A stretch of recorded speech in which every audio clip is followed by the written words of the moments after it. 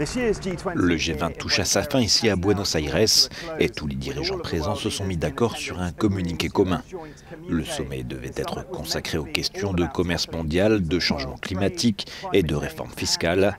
Le communiqué fait état de profondes divisions en ce qui concerne le commerce, sans pour autant contenir de critiques directes du protectionnisme observé au cours de ces 2 dernières années.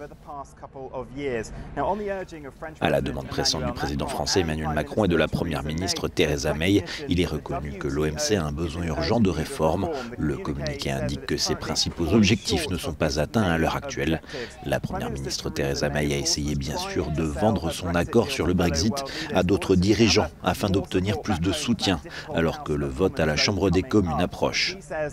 Elle a affirmé que beaucoup des dirigeants mondiaux qu'elle a rencontrés ont été réceptifs. Elle a vanté une vision de la Grande-Bretagne globale et a dit que malgré ce qu'a dit le président Trump la semaine dernière, elle est prête à conclure des ententes une fois que le Brexit sera terminé.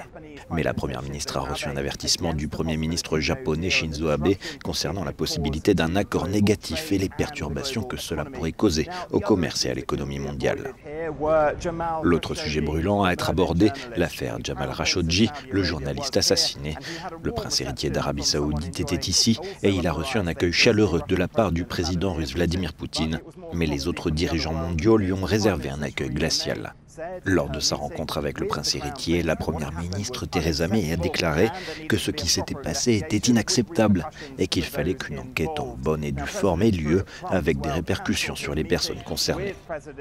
Enfin, le président Trump a annulé sa rencontre avec le président Poutine en raison de la situation en Ukraine. Nous n'avons pas eu droit à sa conférence de presse habituelle à la fin de ce sommet, car selon lui, il ne serait pas approprié de faire une telle conférence après le décès de l'ancien président Bush. Vincent McAviney, Euronews, Buenos Aires.